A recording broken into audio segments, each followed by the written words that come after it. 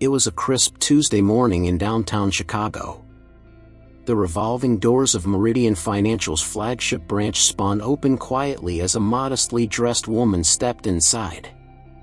Wearing a navy blue hoodie, loose slacks, and practical flats, she carried a simple leather purse, worn at the edges but clearly cared for.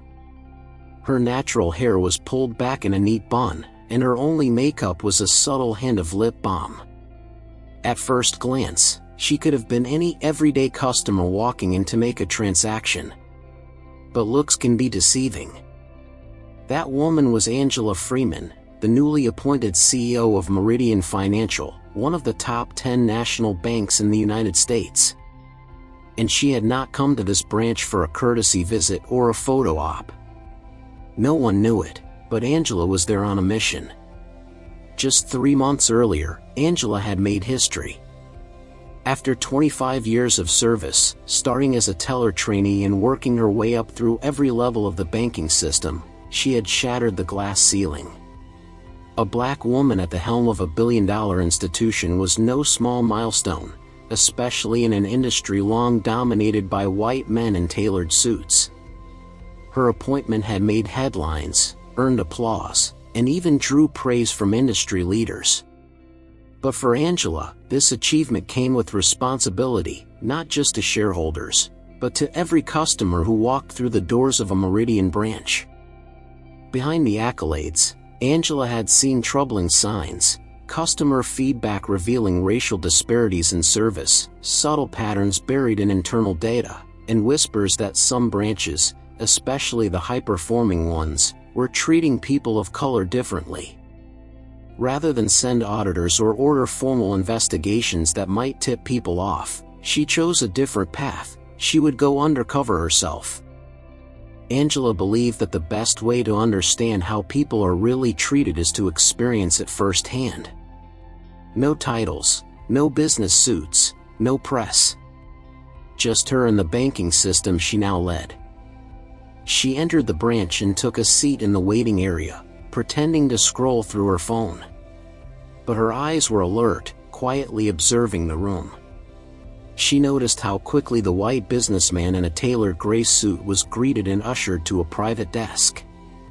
She saw how a Hispanic man in work clothes was questioned extensively over a simple check cashing. She watched a young white woman chat cheerfully with a teller, while an elderly Asian couple received barely a nod before being asked to take a number. And so she waited, quietly and patiently, for 37 minutes. Angela wasn't there for revenge or drama. She was there for the truth. What she discovered in those early moments would not only expose hidden injustice, it would ultimately lead to the most dramatic and public reckoning in the bank's history. And no one in that branch had any idea who they had just ignored. After nearly 40 minutes of quiet waiting, Angela Freeman rose from her seat and approached the counter. Her posture was upright, her pace calm and deliberate. She had watched enough. Now, it was time to see how they would treat her. The teller on duty, a young woman named Beth Carter, had been friendly and conversational with the previous customer, a white woman in her 20s dressed in yoga pants and a zip-up fleece. But as soon as she looked up and saw Angela, her expression changed. The smile faded, replaced by a cool, businesslike mask.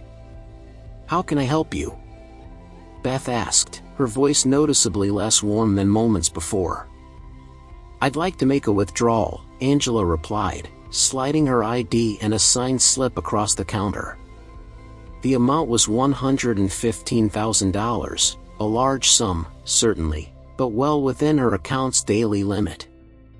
Beth blinked, glanced at the ID, then at Angela's face, then back again, as though struggling to reconcile the two. She stiffened slightly, then whispered to her colleague, Mike Dalton, the senior teller nearby. He quickly approached, standing over the counter like a guard at a gate. "Is there a problem here?" Mike asked loudly, directing his question not at Beth, but at Angela. Angela remained composed. "No problem at all," she said, gently placing her bank card beside her ID.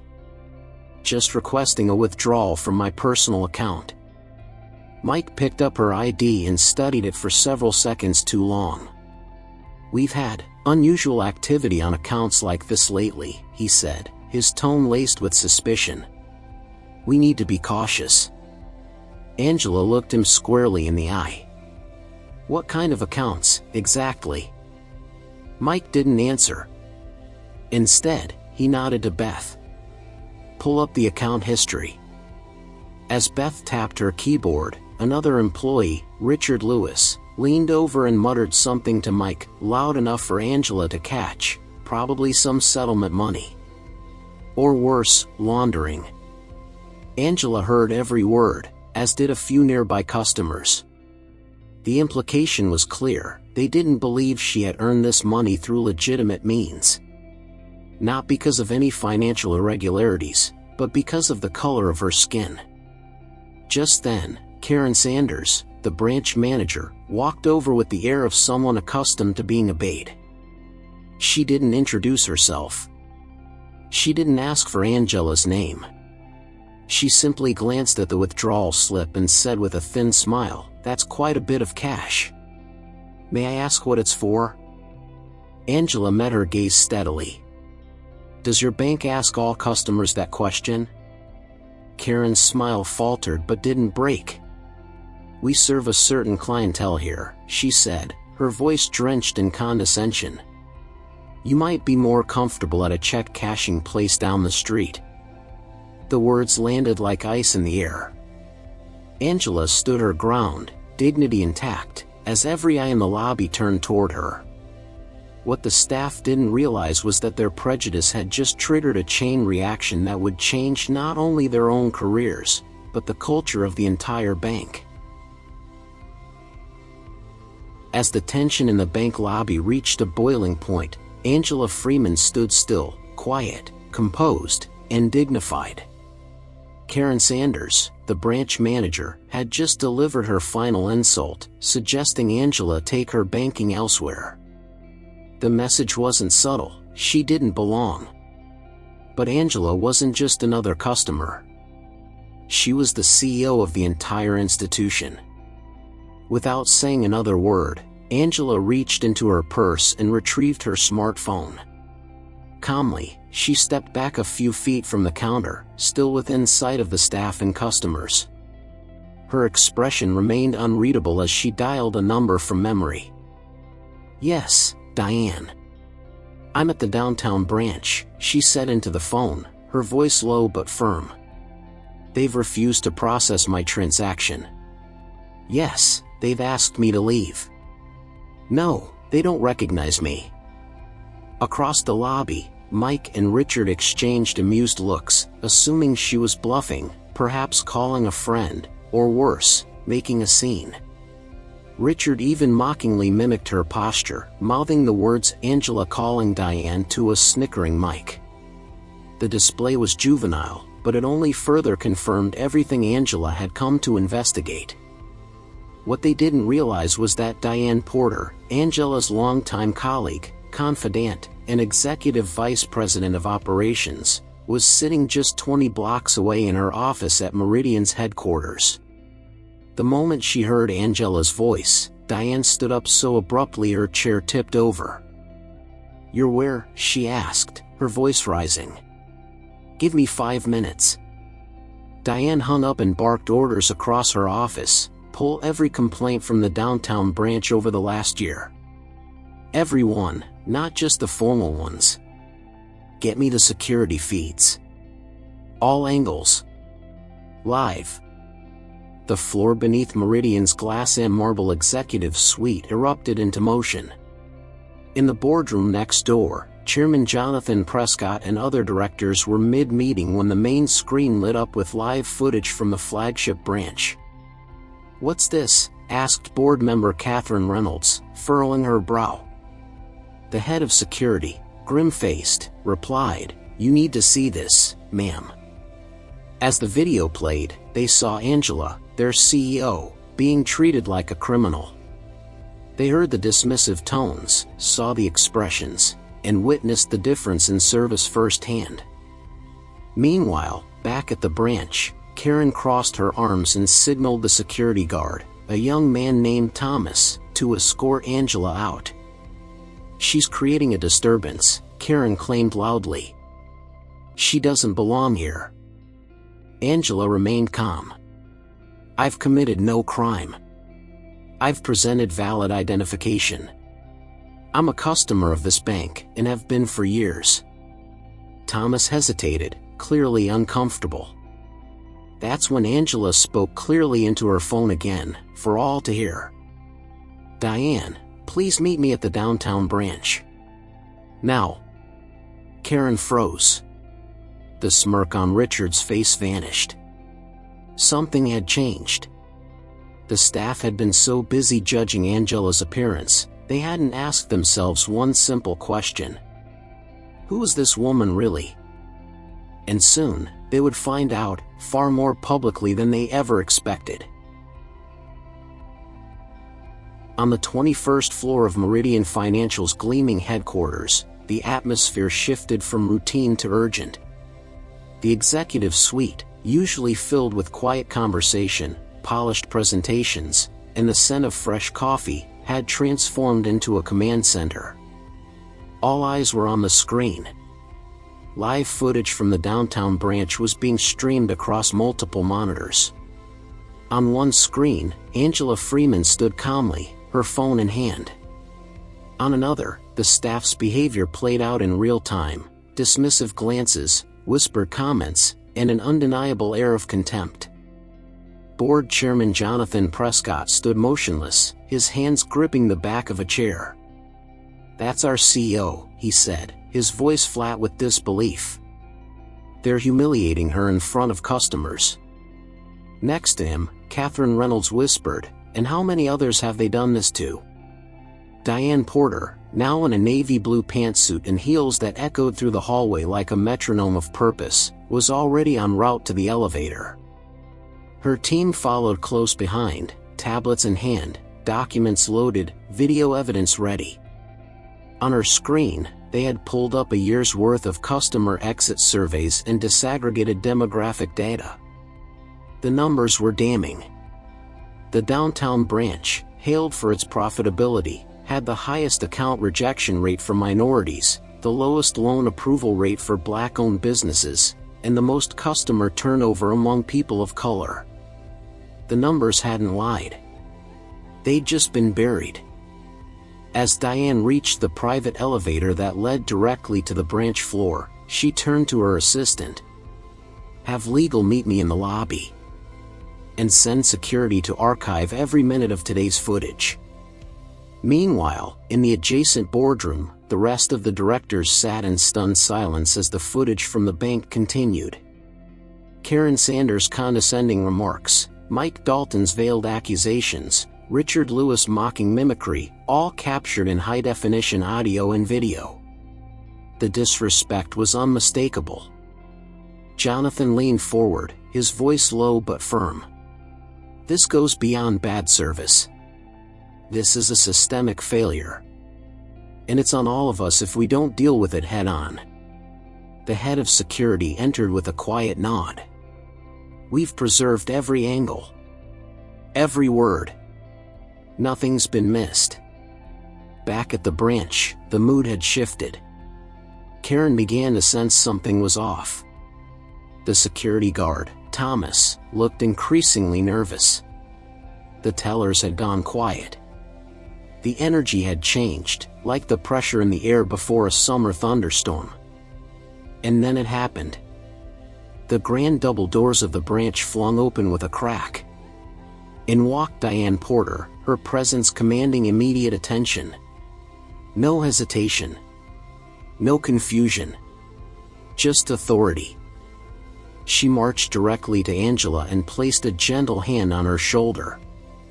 Then she turned toward the staff and customers and, with her voice ringing across the marble lobby, declared, "This is Angela Freeman, your CEO." The truth had arrived. And there would be no looking away. The atmosphere in the downtown branch of Meridian Financial shifted the moment the main doors burst open. A sharp gust of wind followed Diane Porter as she strode in, her heels echoing across the polished marble floor like a drumroll of reckoning. Dressed in a tailored navy blue suit and clutching a sleek digital tablet, she carried the full authority of her position, Executive Vice President of Operations, and more importantly, the trust and loyalty of the woman currently being humiliated at the teller window. Staff members instinctively backed away from the counter. Customers froze mid-transaction. Even the security guard, Thomas, took a step aside. Diane Porter's presence was unmistakable. She wasn't there for pleasantries, she was there to put an end to something. Karen Sanders, the branch manager, blinked in disbelief. She had only seen Diane in corporate meetings, maybe once or twice in person during her 15-year tenure. Never unannounced. Never like this. Summoning a brittle smile, she stepped forward. "Miss Porter, what a surprise. Is there something?"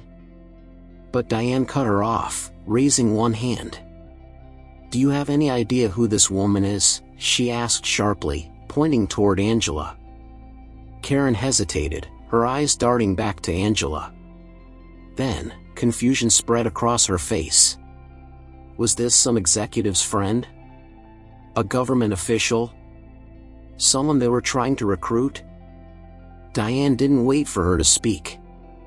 "This is Angela Freeman, the President and Chief Executive Officer of Meridian Financial. She is your boss." The words crashed into the room like a falling chandelier. There was a collective intake of breath. The color drained from Richard Lewis's face. Mike Dalton took a sudden step back, nearly stumbling. Even Beth Carter, who had shown some discomfort earlier, covered her mouth with her hands in shock. Karen stood frozen, her mouth slightly open, but no words came out. She looked at Angela, really looked, for the first time since the interaction began. And suddenly, the pieces fell into place. The calm demeanor. The confidence. The refusal to be bullied. It had all been there. Karen had simply chosen not to see it. Angela stood tall, not smug or vengeful, just composed, as if this were another day at the office. But in many ways, it was far more than that. Customers began to whisper. Some gasped. Others took out their phones to document what they instinctively understood was a historic moment, a public reckoning. Diane turned to face the entire room. "What has occurred here today is unacceptable. We have watched it, live, from headquarters. Every word. Every expression. Every act of discrimination." Then she paused, her voice firm but even. "And there will be consequences." In that instant, the staff realized they hadn't just mishandled a transaction. They had disrespected a leader. A trailblazer. And now, they were going to answer for it. The air inside the bank felt heavier now. No one moved. The buzz of printers and the quiet clatter of keyboards had ceased entirely. All eyes were on Angela Freeman, now fully revealed as the CEO of Meridian Financial, standing with the quiet authority of someone who had earned every ounce of her title. Across from her, Karen Sanders, Mike Dalton, and Richard Lewis stood stiff, their confidence draining away with each passing second. What once was smug certainty had turned to visible panic. Angela glanced briefly at the wall-mounted plaque near the entrance, Meridian Financial, built on trust, respect, and integrity. The irony stung more sharply now than ever. Her voice was calm, measured, but resolute. "Karen. Mike. Richard," she began, making direct eye contact with each. "You are terminated, effective immediately." A collective gasp swept through the lobby. Customers audibly murmured. A few even nodded with quiet approval. Angela didn't need to raise her voice. There was no need for theatrics. She wasn't interested in revenge, only accountability. "You have violated the core values of this institution," she continued. "Your treatment of me today was unacceptable. But more importantly, your treatment of other customers, those whose faces didn't match your expectations, has shown a pattern of discrimination we can no longer ignore." Karen took a small step forward, her hands trembling. "Miss Freeman, this has all been a misunderstanding. We were just following protocol for large cash withdrawals." Angela didn't flinch. "We reviewed 3 other withdrawals this morning, 2 by white men, 1 by a white woman. All were for similar amounts. All were processed without question, without interrogation, and certainly without humiliation." Richard tried to speak next, voice shaky. "I was just going along with what Karen said. I didn't mean anything by it." Angela's eyes didn't waver. "That's the problem. You went along. You didn't stop it. You encouraged it." Then she turned to Thomas, the security guard who had shown visible discomfort during the incident. "Thomas, please escort these former employees to collect their belongings and leave the premises." "Yes, ma'am," Thomas replied, straightening up. For the first time that morning, he looked proud to wear the uniform.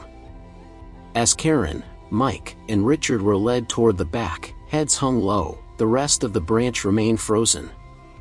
There were no cheers. No clapping. Just the echo of accountability as their careers walked out the door in cardboard boxes. Angela turned her attention to Beth Carter, the young teller who had initially assisted her, visibly shaken, but not malicious. She wasn't part of the mockery, but she hadn't stood up either. Angela walked toward her quietly. Beth's eyes welled with tears. "I'm so sorry," she whispered. "I didn't know what to do." Angela nodded gently. "You have a chance to learn. And that's where real change begins." And just like that, the branch began to breathe again, not in fear, but in possibility. 3 days after the confrontation at the downtown branch, Angela Freeman stood behind a polished oak podium beneath Meridian Financial's navy and gold banner.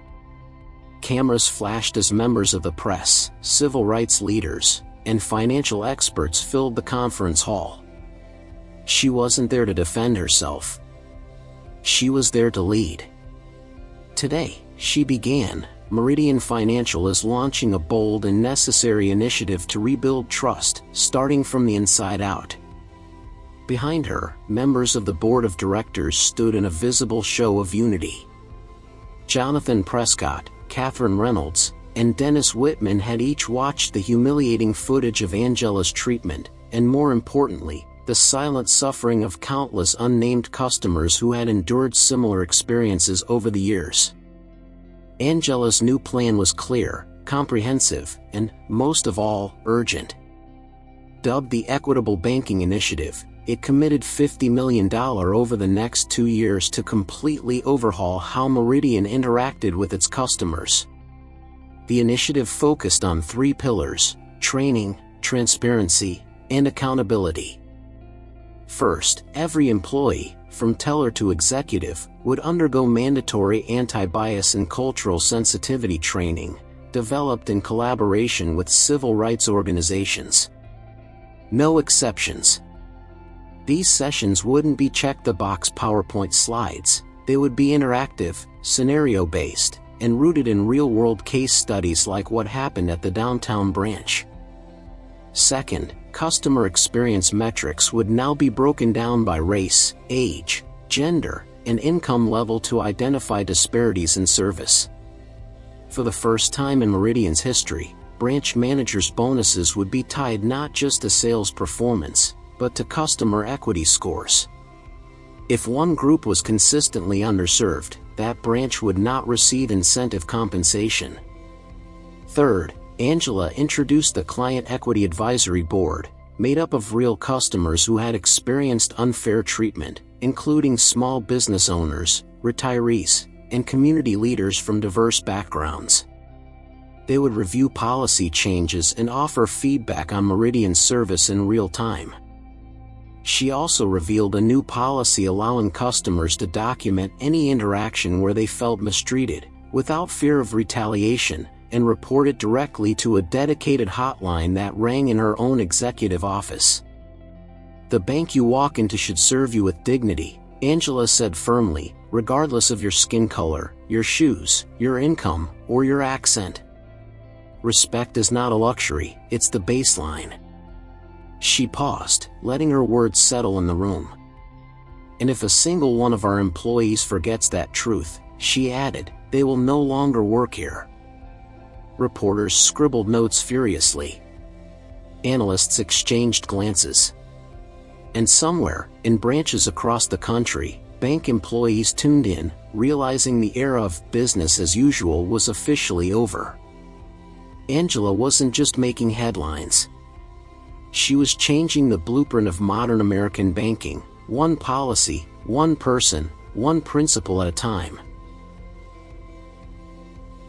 6 months after that unforgettable morning at Meridian Financial's flagship branch, Angela Freeman once again walked through its tall glass doors. This time, she wore a comfortable cardigan, jeans, and walking shoes. No cameras. No entourage. Just Angela, quietly observing, just like she had before. But everything had changed. The lobby, once tense and indifferent, now greeted customers with warmth. A senior couple was offered help filling out forms. A young immigrant with limited English was patiently walked through a savings account setup. Even the subtle details had shifted, smiles were genuine, wait times were shorter, and the energy in the air was welcoming. At the counter stood Beth Carter, now the interim branch manager, the same teller who had initially assisted Angela on that fateful day.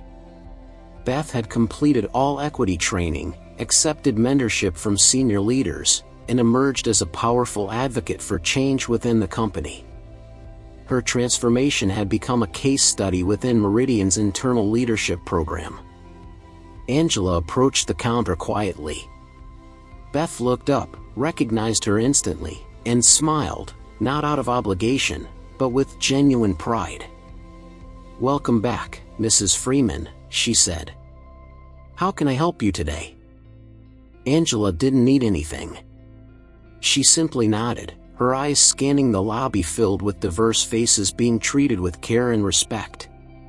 What once had been a site of silent injustice was now a model of inclusive service. In the months following the incident, Meridian Financial had become a national example of corporate accountability. Other institutions took notice. The story made headlines, not because of scandal alone, but because of what followed: measurable change, courageous leadership, and a refusal to sweep injustice under the rug. Angela was invited to speak at business schools, corporate retreats, and national conferences. Not as a victim, but as a visionary, someone who used power not to punish, but to transform. She often closed her speeches with the same line: "True leadership is not about titles or suits. It's about showing up, standing up, and fixing what's broken, even when it's uncomfortable."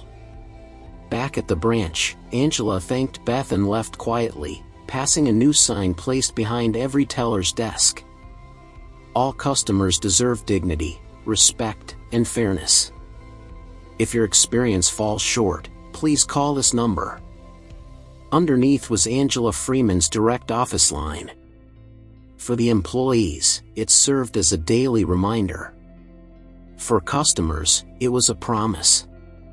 And for Angela, it was a simple but powerful symbol of what real leadership looks like: steady, compassionate, and unwilling to compromise when it comes to doing what's right. In the end, Angela didn't just reclaim her place at the top. She redefined what it means to lead. Angela Freeman's journey is more than a tale of poetic justice, it's a powerful reminder that character, courage, and quiet strength still matter in today's world. For older adults who have seen decades of change, both progress and setbacks, this story speaks to enduring values that never go out of style. First, never underestimate the power of dignity. Angela never raised her voice, never lashed out. She didn't need to. Her calm composure sent a stronger message than anger ever could. In a time when quick reactions and loud voices dominate headlines, her example reminds us that restraint and grace are timeless forms of strength. Second, leadership doesn't always look like power, it often looks like service. Angela chose to see the reality her customers faced instead of hiding behind her title. She walked into discomfort for the sake of truth. This is a valuable lesson at any age. The more we are willing to witness injustice, the more prepared we are to correct it. Lastly, change is always possible, especially when led with integrity. Angela didn't just punish the wrongdoers. She built something better. For those in their later years who may feel the world has moved too fast or forgotten core values, her actions are a reminder that it's never too late to influence culture, to raise your voice, or to demand better, not just for yourself, but for others. Whether in family, community, or even the places we do business, respect, fairness, and accountability are not old-fashioned ideals. They are enduring truths.